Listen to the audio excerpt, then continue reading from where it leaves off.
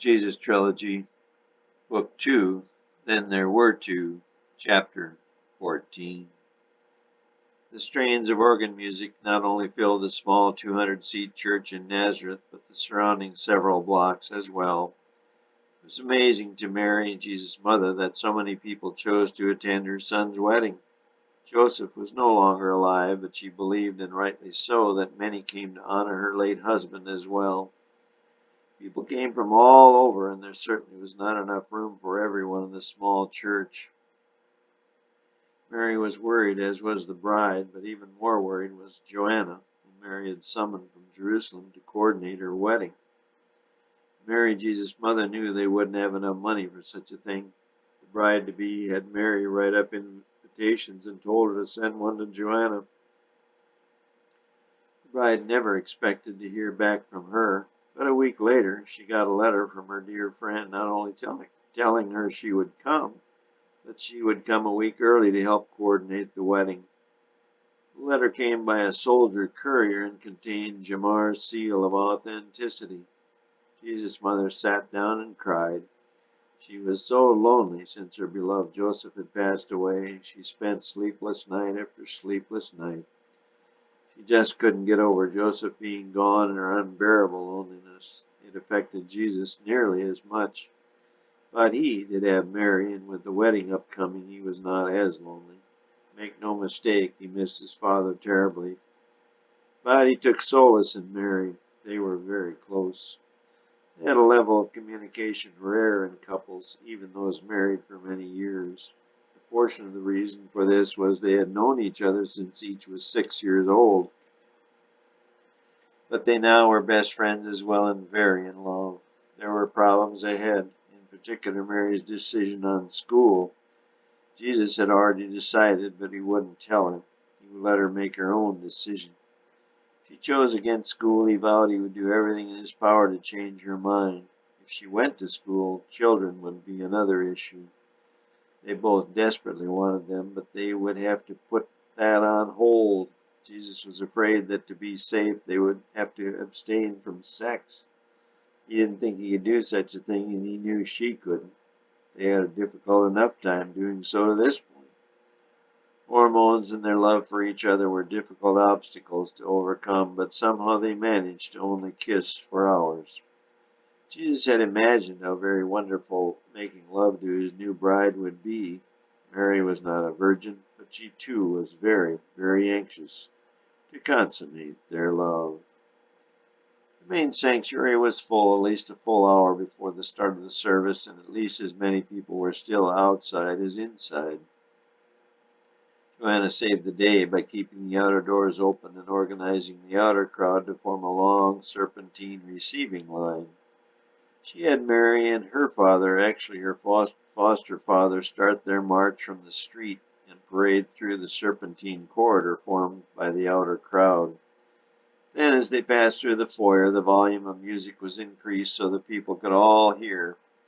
The two were preceded up the aisle by the Bible boy, the flower girl, followed by the bridesmaids, Diana, Gentile, Dorian, and several other friends.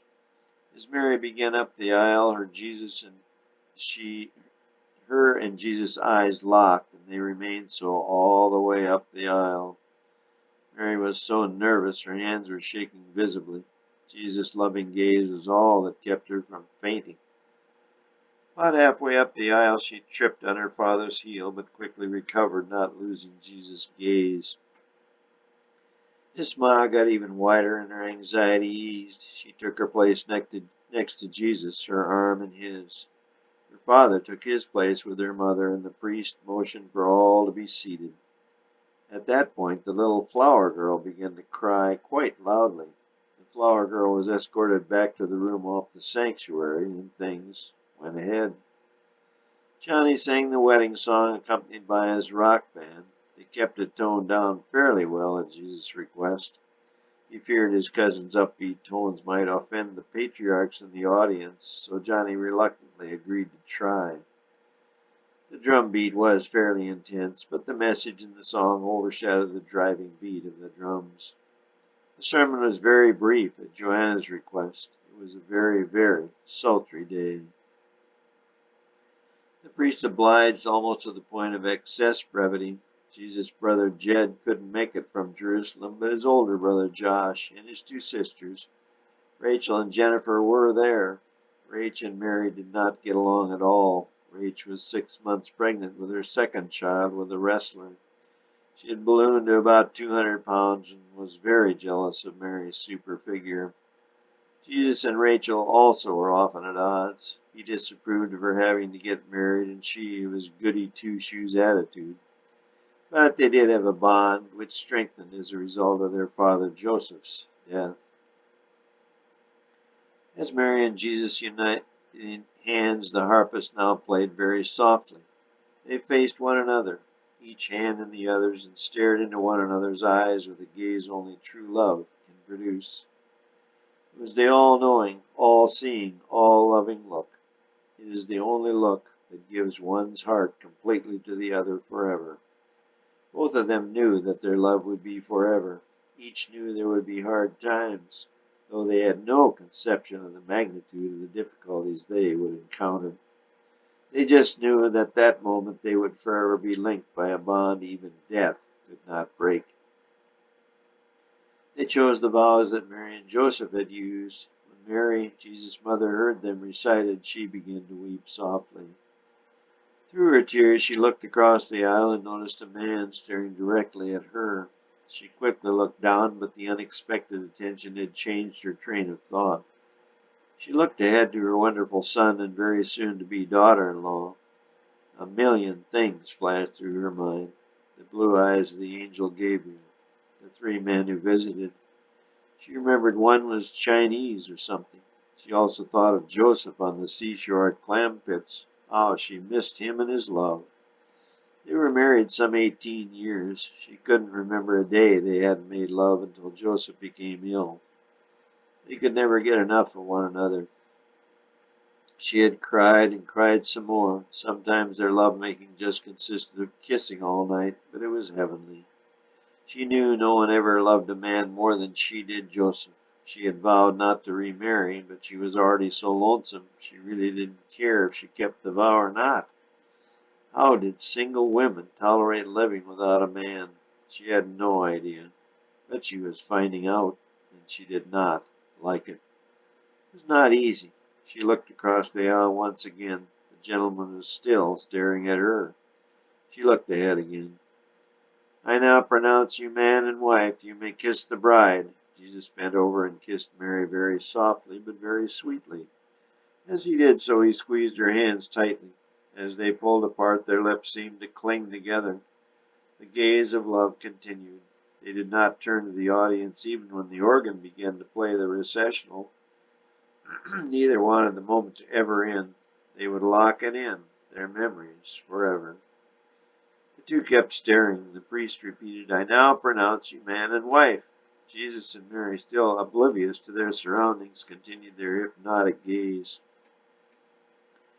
Finally, the priest put one hand on each of their shoulders and physically turned them toward the audience. There was no embarrassment. Their smiles just got wider, and they marched down the aisle. As they reached the door, the serpentine line reformed, the couple proceeding through it arm in arm under a hail of rice and rose petals. As they reached the end of the line, they stood next to one another. The receiving line was long and seemed to take forever to get through. Mary had thrown her bouquet in the direction of Gentile, but it was caught by the much taller Landa. Gentile was next in line to be married, though she and Judas had not yet set a date. She knew it would be soon. Gentile was not certain of Judas' love for her. She knew her family's money played a part in his caring for her, and likewise she was not sure he was the one. But she expected they would have a good life with prosperity and be reasonably happy. So she kept it going. Jesus, the one she secretly wanted, was now taken, but she wasn't going to give up on him completely. As she came to Mary in the receiving line, she asked Mary's permission to kiss the groom. Mary said, Why, of course, but keep it under a minute.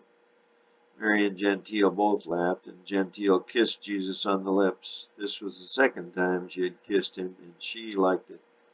She tried to ease her tongue into his mouth, but he eased her petite body away. She leaned up to his ear and said, "If you get lonesome, honey, you know where I live." Judas was next and gave Mary a kiss on the cheek. Though ex-lovers, there was no spark there. Judas was not smart enough for Mary's taste, and she was certainly not rich enough for his. Mary asked Jesus Mary asked Jesus a couple minutes later what Gentile had said to him. He felt the tightness of panic in his throat and expected his face was turning red. If he told her, she'd be mad. If he didn't tell her, she would be mad. He had not talked about it, but he expected she had heard all about the bachelor party. He had learned in his young life that there are very few secrets in the world. Finally chickening out, he said, I'll tell you later, baby." The reception is outside on the church lawn. The food was served after the happy couple had cut the cake and served one another, albeit in messy form.